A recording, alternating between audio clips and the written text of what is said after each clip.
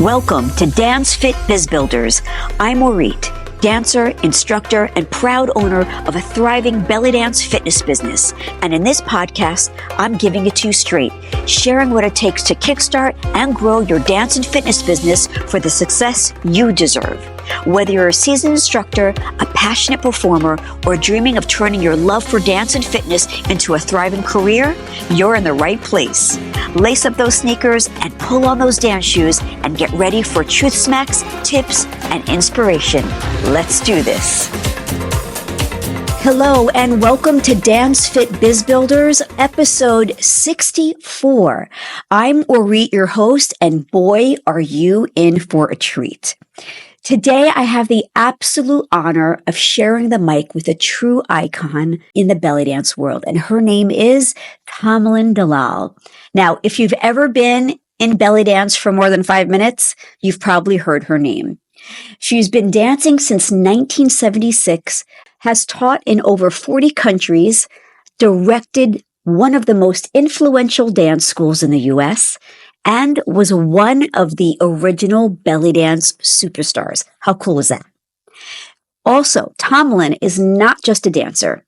She's an author, she's a filmmaker, and she's a mentor to hundreds of dancers who've gone on to build careers of their own, and really famous dancers too.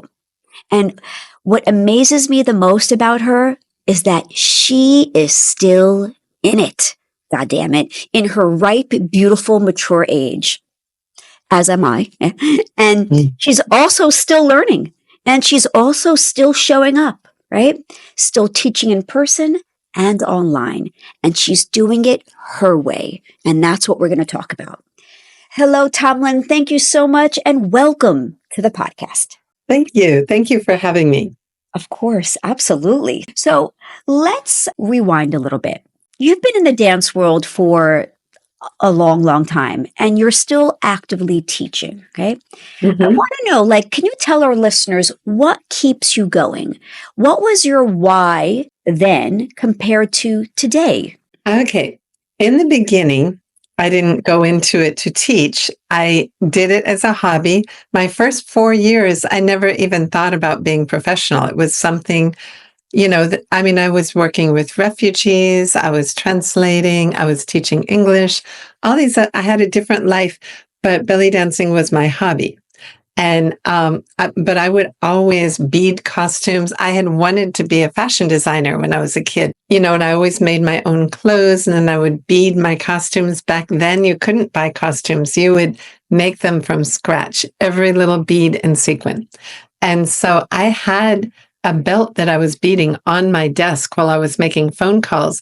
And we had a temporary worker who was, who came in, to fill in for a secretary who was sick, who was an opera singer who had sang all over the world. And I knew I always wanted to travel. And that was my dream, was to travel the world. I didn't know how it was going to happen. And this woman says, well, you belly dance. You could belly dance around the world. And she gave me examples of people who did it.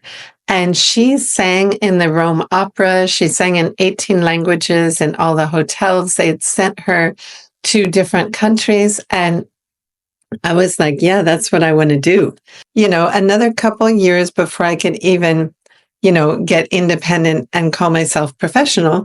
And I loved the music, the dance, the costumes, making the costumes and designing them. I was wanting to be a traveling performer. So I wasn't even thinking about teaching, but I taught English. So that can cross over into teaching dance, which I did, over the years. My main focus was performing. And what really made a big shift was I went to Egypt in 1990s. And back then you didn't have all the guidance when you went to Egypt. You didn't have festivals, you didn't have people that had a place that they would rent out for dancers. We have all that in Egypt now. I just landed and I had to find my way. How am I going to see these famous dancers I'm looking for, such as Nagwa Fouad, Soher Zaki, Aza Sharif, Fifi Abdo. And those are the people that I saw sometimes through lucky breaks, because I don't know how I found them. And they were in big hotels. They were household names. They were highly respected. And it was very different from what was happening in the US, because at first I found I was more respected when I first started, but there became a time where people, they would just think that that we were strippers or whatever. That comes up repeatedly. It still does. And back then they didn't have respect for strippers. So they'd see the belly dancer and it's like, oh, take it off or whatever. A lot of stuff like that was happening and really stupid stuff. So when I saw the way it was in Egypt at that time, those women were just like, they had their own bands. They dictated what they did. And I was like, oh, we need some education. So I decided, I didn't know what I was going to do, but I was like, do I make a newsletter? What do I do? And I finally decided to open a studio and start teaching. And the first 4 years, I didn't make any money. The only money I made was performing. And I had to give up my apartment. And I slept in a storage room in the studio the first 2 years. And then the studio was in this building that was really a flop house hotel. I mean, there were a lot of criminals in there. Every time they made a law that every time that the police came, the owner of the building would get fined. So I told the owner, I said, how about if you let me manage the building and then I'll get artists to move in. And so what I did, he put me together with the handyman, and we did have to throw a lot of people out, but there were also a lot of seniors. They were really nice, and the seniors and the artists got along together. And so I got a free hotel room. So I lived there for 3.5 years. And then finally, I was able to make some money teaching after 4 years. I didn't make money running the school teaching or anything. I had like 14 teachers. At first, it was international. It was a lot of Haitian, Cuban, yoga. We had Jamaican dance for a little bit, West African, ballet, jazz, modern. It was like so many different kinds of dance.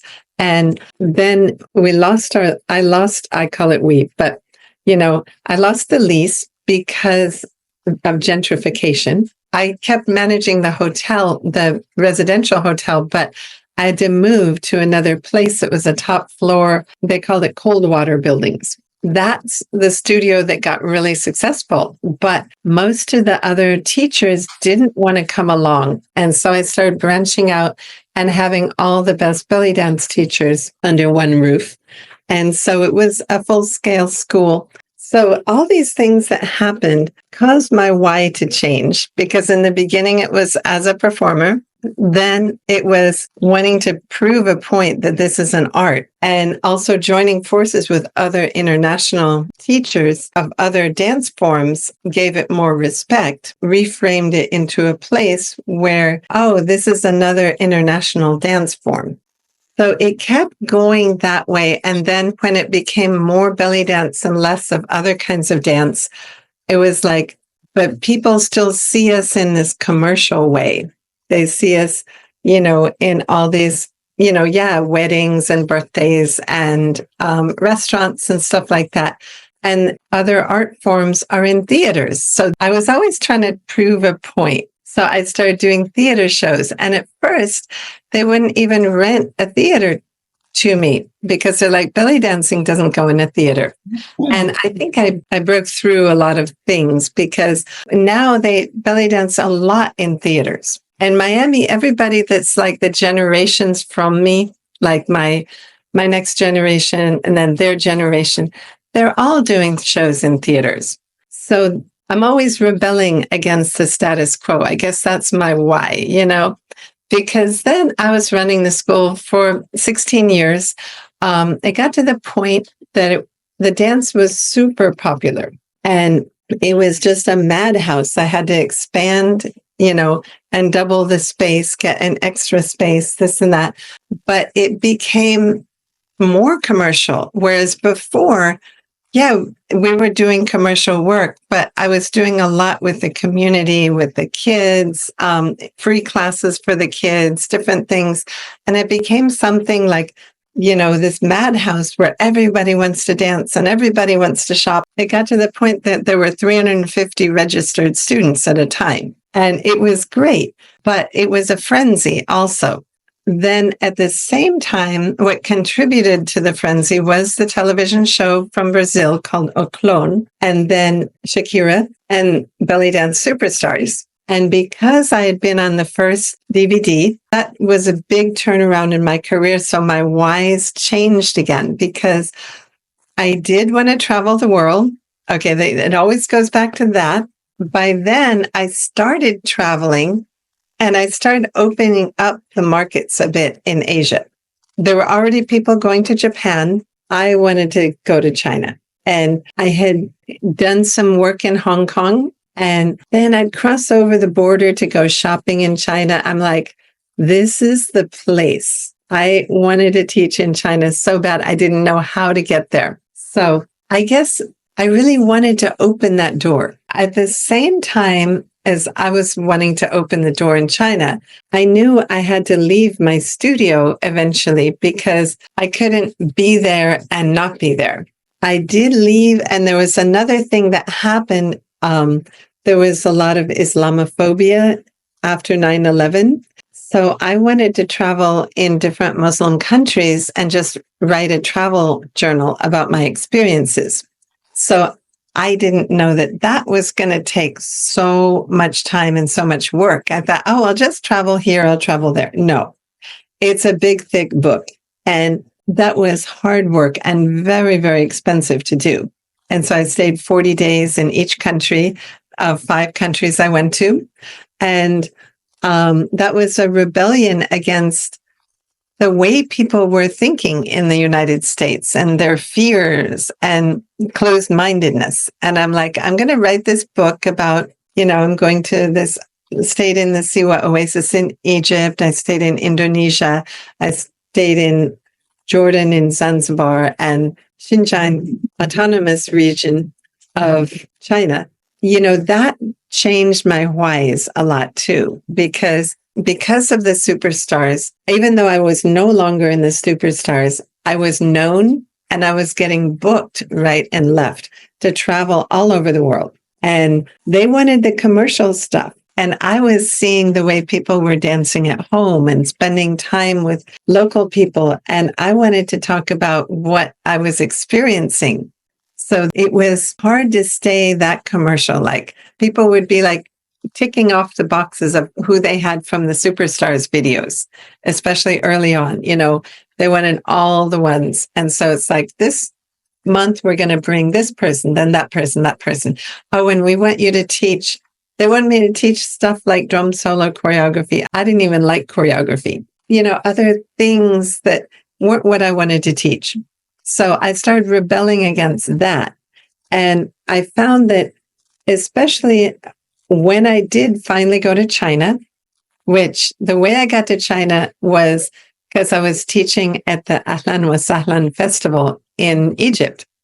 And the first year that a lot of Chinese dancers came, there was one woman from Shanghai, and she saw me dance, and I was dancing to some music that I produced in Zanzibar, which is very different. And she's like, "What is that music? I've never heard it before." And she really resonated with it. And then she's like, "I want to bring you to China." I'm like, "Oh, sure." And so I started going. She still brings me. Well, I haven't been for 5 years, but she's bringing me this year. So that started my whole relationship with China. And basically, it got to a point where I really wasn't doing much in the US. I was working almost entirely going back and forth to Asia. So I kind of felt like I lost connection with the US until the pandemic. So I was doing that for 12 years. And then the pandemic hit and changed everything. Basically, I'm just teaching online and some teaching. Now, this year, I have some workshops. Every once in a while, I get a few workshops and teaching a little bit in New Orleans, but it's mainly online. Wow, that's a lot, Tomlin. That's a lot of stuff that you've done. You know what? Your dream came true. You had said in the beginning you've always wanted to go to China. Yes. And I feel like the reason why you were able to do all this stuff is because you stayed consistent. And the fact that you were able to do such different things is that in each phase, each project, each event, your why always changed. So, listeners, this is proof that if you're dancing, if you're an instructor, whether it's dance or fitness, there's not one path. There are many paths. And she is an example of that. So that's amazing. Have you ever thought that about that you're just a natural entrepreneur? I became an entrepreneur to survive following my path. Yeah. Otherwise, you could want to do all these things, but there's the nitty gritty to it. Yeah. And that's the part, it doesn't just happen. And it's not very glamorous, actually. Right. When you're dealing with, like, I do a lot of promoting myself basically on Facebook. I'm still finding that Facebook is what's working for me. I'm there. Nobody's taking care of my Facebook. I've had time periods where they did, but I'm there on my Facebook. I'm there writing whatever I need to write, press releases or promotions or query letters for something. Yeah. And so I'm willing to do the stuff that's not glamorous and not creative, the practical stuff. I love that. You just said, I'm willing to do this stuff. So all this is mindset, because we have some listeners who are just teaching dancing, doing fitness as their side hustle, and they want to eventually make it their livelihood. Well, it's mindset. This is Tamalyn's telling you, you got to be a go-getter. You got to be in it. You got to do the work. It's true. Right now, I consider it a practice as well. It's just like some people practice yoga every day. I practice belly dancing every day. I go like maybe one day in a week. If I'm really busy, I might not practice. Otherwise, I'm practicing an hour a day. And I practice for my classes. And if I'm teaching a workshop, like recently I taught a 3-day workshop in New Orleans, it took me a long time to put it together. And I practiced to all the music because, sometimes you make your playlists. If you do not practice to them and practice what you're going to be teaching, you get surprises. They might change rhythm in the middle or something. Yeah. So I need to know what I'm doing before I get on camera or before I teach a workshop. And another thing, when it comes to workshops or any event, anything that I produce, that like I produced my own workshop here in New Orleans or some events, there's an art to that. Like it can't be just like you get a place and you teach, but you get a special place that's surrounded by other special places. Like I was really happy with the place I got this time because it was an old church that had been deconsecrated. And I brought my mirrors from home, put them in the church. It was like gorgeous. And the janitor, oh my God, he was adjusting the lighting and this and that. It was magical. And there was like two food halls right nearby and a grocery store, and the hotels were within a couple blocks. And I think it's important to set the stage for what we're doing. You see the potential in everything that you do. And it's not like everything goes smooth. One thing when we're an entrepreneur or an artist, we have to also accept failure. Because, behind every, like they used to say, behind every overnight success, there's years of picking themselves back up. Yep. Yeah. Yep, absolutely. Or maybe thoughts of just throwing in the towel too. Yeah. Yeah. Yeah. It can happen. So, Tamalyn, first of all, to my listeners, I take Tamalyn's classes. And what I found really, really cool is that the way she promotes, how she offers the path for her students to get the replays, to get the Zoom links, it's very, very lean. Nothing fancy. And I'm like, God damn, anybody can do this. Everything's low cost. Is it true that like all you're doing is paying for your Zoom? Yeah, I mean, there's Zoom and iCloud, and it's, a good Zoom, not a bad Zoom. And yeah, my Wi-Fi. I mean, I have to keep my costs down because it's not like I make a lot of money either. So, and my equipment is simple. Once I got my setup, I have my system, but it is lean. Yeah. Yeah, I know you make it work. You can still make money. I mean, so Yeah. there's no excuse for those who think they need to have fancy funnels or high tech this or like a beautiful studio. No, no. No. No, like when I first started and when the pandemic happened, and I had no idea, I'm not a very techie person. And then one of my friends, so who's a photographer, she's like, you need to get a ring light. Then other people like, you need to get this camera, you need to get this lens. And I got a few things, but I haven't been using those things. Great, but you figured it out. You know what works for you. Yeah. Psst. Hey, you. Yeah, the one who's spending hours prepping for your classes and hoping students come back and you're feeling like you're guessing your way through. Dude, I've been there. Guess what? It doesn't have to be that way. Inside the Sharkey Instructor Academy, I teach you how to lead with clarity, lead with confidence, and with a method that actually works for both you and your students. Less stress, better classes, and more income. Can I get an amen? Just go to sharkey.com/teach to learn more and join us. That's SHARQUI.com/teach. So you always have students who come back. You have great retention. What is it? Because on this podcast, we talk about how to retain students because I firmly believe that it's the people who you retain are more important than bringing new people through the door because it's the people who you retain that are going to organically market you, right? Through word of mouth. Yeah. So how do you retain these students? Are you doing something outside of the class to help retain them? I care about them. That is one thing I really care that they do well, that they succeed, or, it doesn't mean that that's their career, that they have to succeed in their career, but that they're happy with what they're doing. If they're just doing it as a hobby, as even just as exercise, I want them to feel successful in that.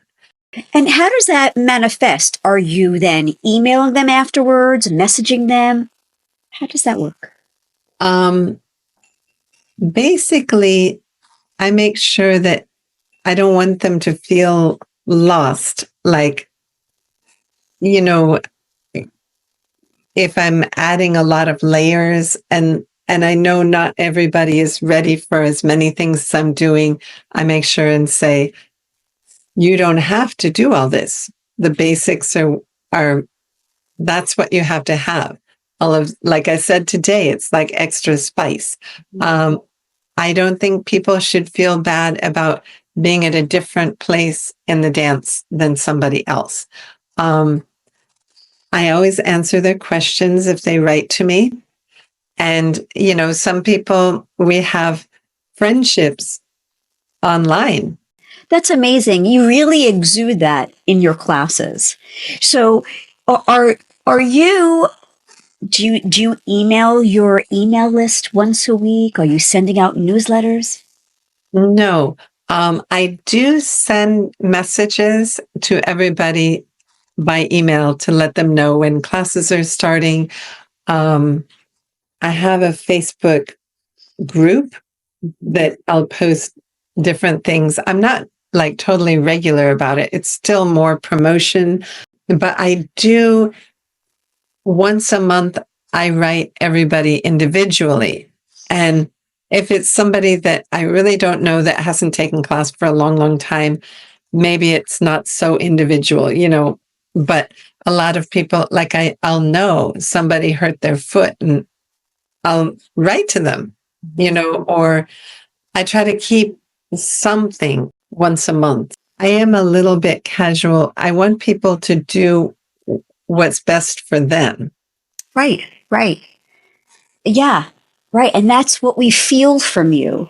So that's really, really interesting in how you designed your business, because I teach email funnels that you send an email every week. There are email sequences, but it doesn't have to be that way.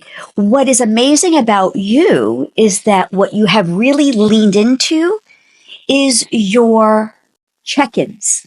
Hey, how you doing? And and being personal, that's what has worked for you. And that's really cool. And so listeners, so look, she's successful. She's not doing an email funnel, a newsletter every week, what have you. But I like the idea of newsletters every week. Oh, okay. So yeah, I think it's great. Yeah, but if you were to start a newsletter, I wonder if you would get even more people. I'm just curious. It'd be a cool experiment. It would be. Yeah. But just letting the listeners know that there's many ways to design your business. And for right now, you chose not to do a newsletter every week. You chose to be more personal, which is awesome, and that it still works. But I enjoy your newsletters and the things that you send out. I think they're fantastic. Oh, awesome. Thank you so much. Yeah. That's just another way to do business. That's all. Yeah. Great. I love it. I love the fact that you're doing it your way and it's working. You are at a beautiful, ripe age. And now we have these younger dancers and instructors coming up, right? And what would you say to them when it comes to technology and not to feel overwhelmed? It's hard for me to say anything because I'm just not that much into technology. I do it. I mean, I'm still online a lot. But I can't say much to them because they're better at technology than me. They can make it work for them. Whereas, I'm using like the personal touch mostly. There's so many platforms. And if you know how to use them, then I would say do it. But, surprisingly, some of younger instructors and dancers are overwhelmed with tech. Like they don't know where to start. But it seems like you just do it. Like, what's your advice to them? But the thing is, my age group is so different. I mean, because I just do Facebook and it's good for them too, but the other things I'm not savvy at. People keep telling me I need to do more Instagram. It's not doing anything for me. I think they should be giving me advice because I'm mainly doing Facebook. A lot of the students, also, I have young students too, but, I have a lot of women around my age that are taking my classes. So it's totally good for me. Awesome. Yeah, because that's where those people that age or they're on Facebook, a little bit younger on Instagram, very young on TikTok. Yeah. Right. Yeah. But it seems like you've gotten off the fence to figure it out. Why not them? Because you'd be surprised how many young people don't know how to do social media. Really?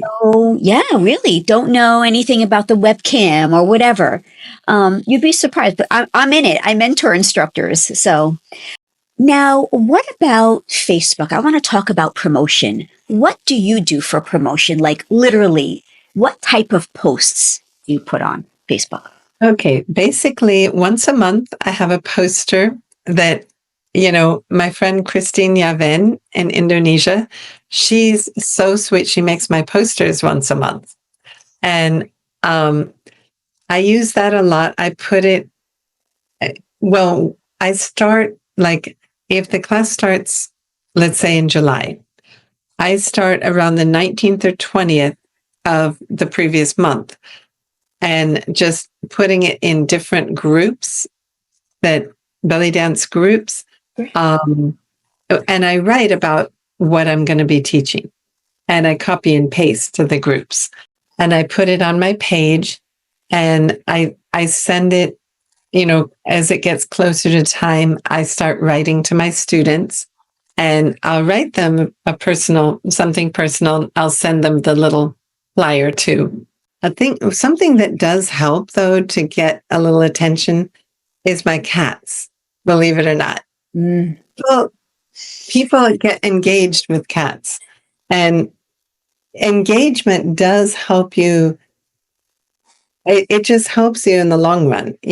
Sometimes I'll put something that nobody's interested in. So it's nice I put it because I wanted to, but they were interested in my cats. Okay. It's a little clip of my dancing. Or what I do, actually, this is something that I always do after each class. I put maybe 2 or 3 clips from the class in my stories, in my Facebook stories, and those also go to Instagram without me having to go on Instagram.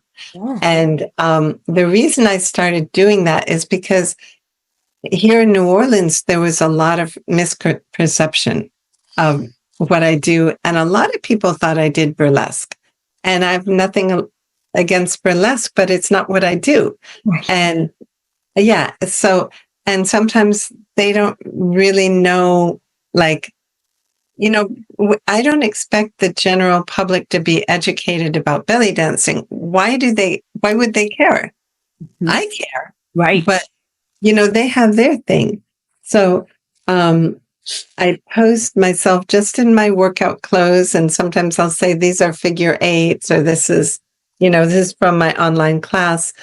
And it's been very helpful, because maybe not toward getting more students. I don't know. Maybe it sometimes helps, but as a little reminder, but it helps educate the general public that I'm doing something that's a dance. And some people come up to me on the street and they'll be like, I saw you dance on Facebook. And they don't even know it's belly dancing, but they know I'm doing a legitimate dance.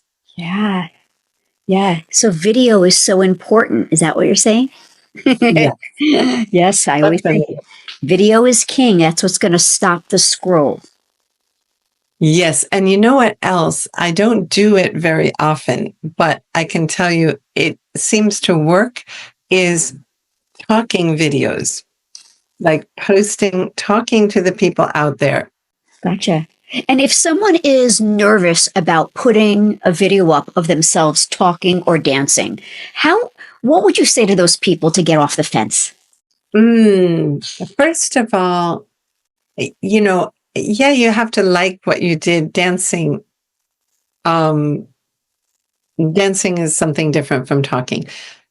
Like you're dancing, you have to like what you did, but then don't be hypercritical either, because we look at ourselves and it's like, oh, that color didn't look good on me, or my makeup, I didn't like it, or the lighting, or I was, feel like my body doesn't look good, or whatever. Try to be objective as far as what other people are going to see, because other people don't see all your flaws. Of course, you can't just put up anything. People, if they like you, like half my neighborhood, a lot of people watch my videos, and I'm like, oh, my hands were like kind of weird on that one. They're not thinking about that. And when you're talking, yeah, it's more like you don't have to be perfectly polished. Right. Yeah. Yeah. Because people accept you. So, Tamalyn, you spent a lot of time internationally, right? Mm-hmm. And now you're back in the States for a while. Yeah. Things have changed politically. Yeah, there's a lot going on in the world. And I'm sure you've seen tension with the belly dance industry online. Any feelings about that? Where things are going, not going? It's better than it was. I mean, I think at one point people were under so much stress with the pandemic, they just took it out on each other. And I think that it was to a point they were not healthy. I mean, some of it was really nuts. Yeah.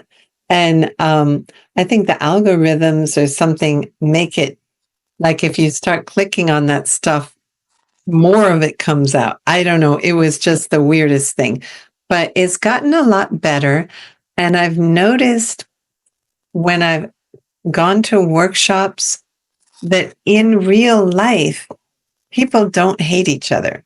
Like you'll see people in one room that like, I know they would tear each other up on the internet.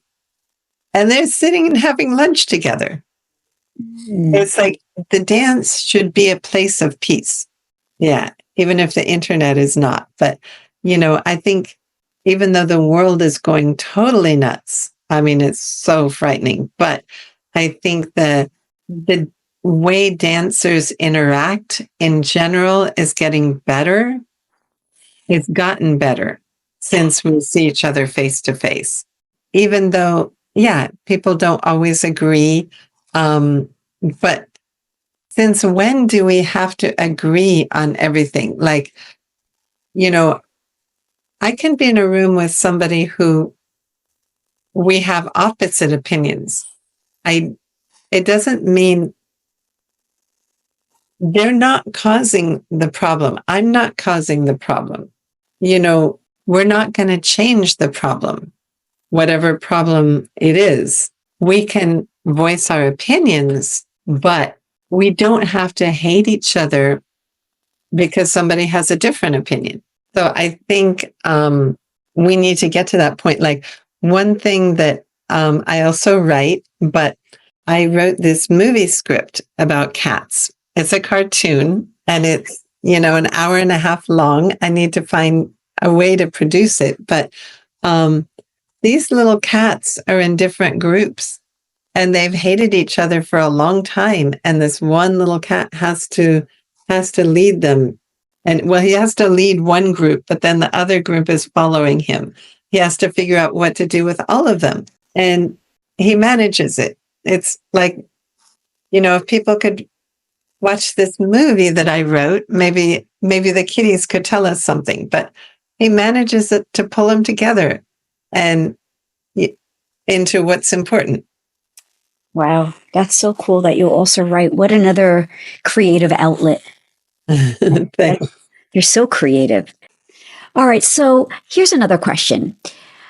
If you were to start over today as a dance entrepreneur, what would you do the same and what would you do differently? It's a different world. I don't know how I would fit into it. Like when I was 20 years old, how it would fit into the world today.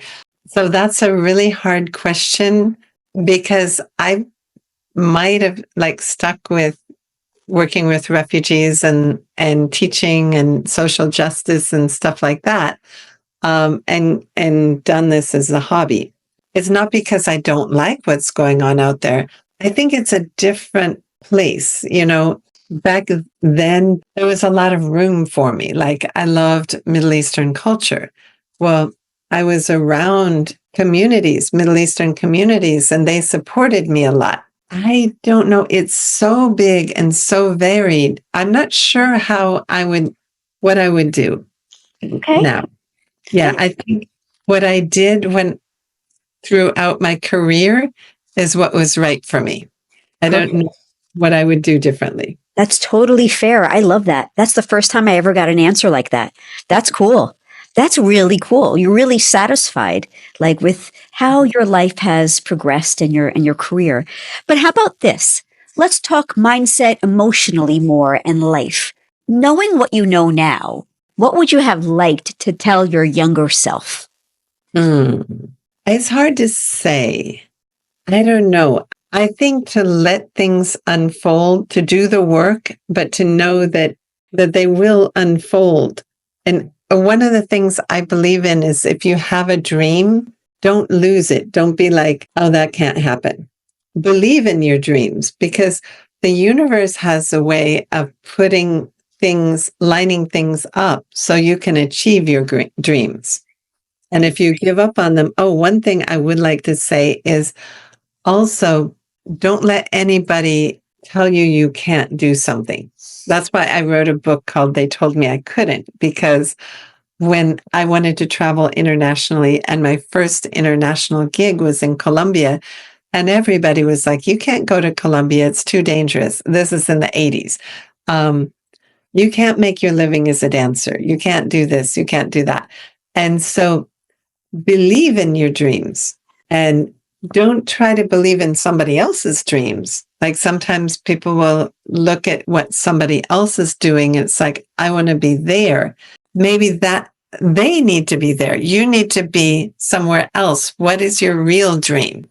Wonderful. You've got grit, my friend. Oh, thank you. So thank you so much, Tamalyn.